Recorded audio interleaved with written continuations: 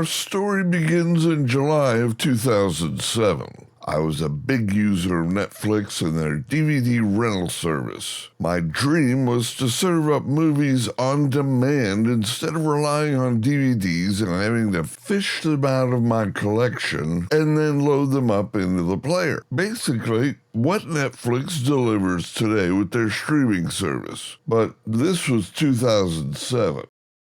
I'd recently ripped about 75 movies from my DVD collection. I copied the resultant MP4 files to my Mac Pro. Now I'm looking for a device or application that'll let me stream my nascent movie collection from my Mac Pro out to my recently acquired Plasma HD TV. Researching online, it turns out there's an app called Media Link that will stream from my Mac to the PS3, and one called Connect 360 that will let me stream out to an Xbox 360 using iTunes.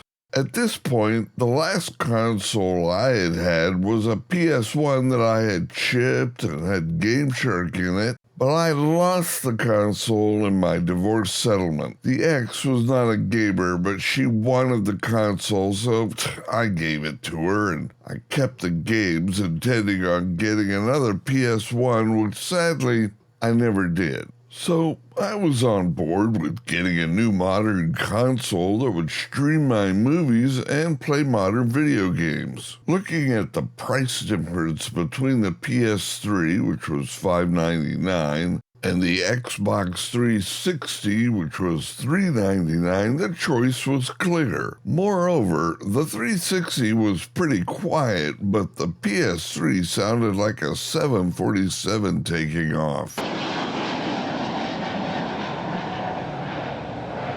So I got a 360 first-gen console and set it all up, and bam, it works like a charm. I bought the remote for it, and everything is as it should be. I remarry, and the new wife is a filmmaker and a scuba diver and is into cooking and decidedly not a gamer, so I get into these pursuits with her as they all interest me, and basically now I have no time for gaming, so the 360 lives its life purely as a streaming device. One day I'm in the local mall and I wander into the GameStop to see what's new. At this point, I've been oblivious to the gaming world. Looking around the 360 section, I see a cowboy game.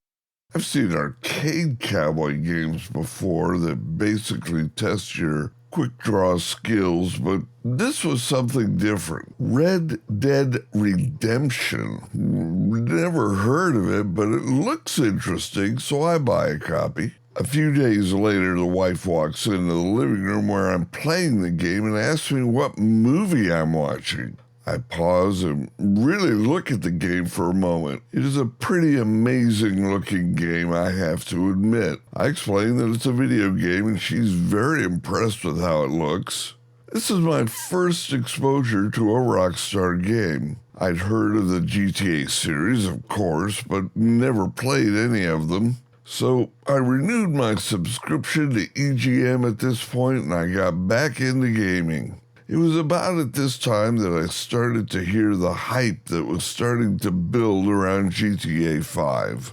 It was a popular topic around the office where I worked. A lot of us were excited at this new iteration of content from this legendary developer, and I was no exception after having played Red Dead Redemption. I'd made friends with some of the employees at the local GameStop and managed to avoid the line the night they released the game.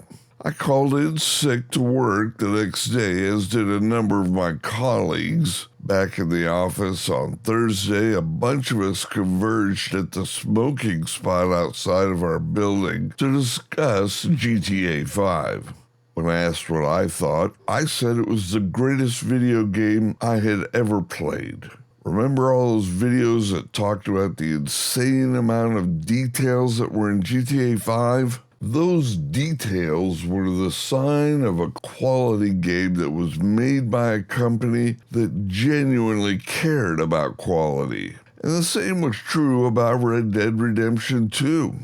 Generally, when new content came out for online, it was interesting and challenging. Some more than others, but generally it was good stuff. Take the Acid Lab, for example. Very creative, very fun, very challenging. But recently, the content that Rockstar has delivered has been very lackluster. While the Agents of Sabotage did add 12 missions, only 4 of them are really challenging. The Darnell Brothers warehouse was all game assets already in the game, lazy.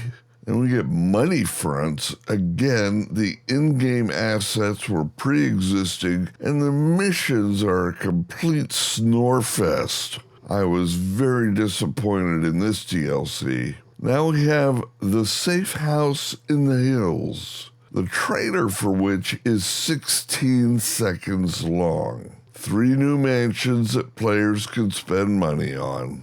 I admit, I never bought the yacht or the penthouses. These just seemed like items that Rockstar could use to pull money out of the game's economy and nothing more. Now you might be saying, yes, but the 3 new mansions represent new assets that the game's artists had to construct and add to the game. Are they?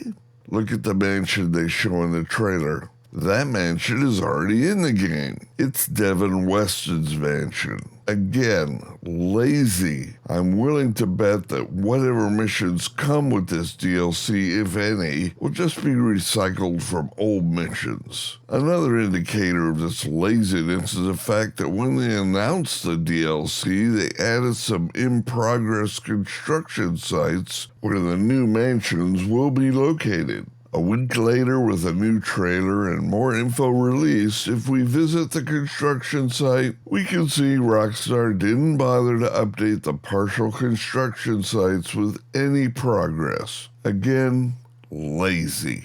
Maybe all of the primary talent at Rockstar is hard at work on GTA 6. Maybe just the bottom of the totem pole developers are creating content for online. I get the feeling that GTA Online is far past its prime at this point.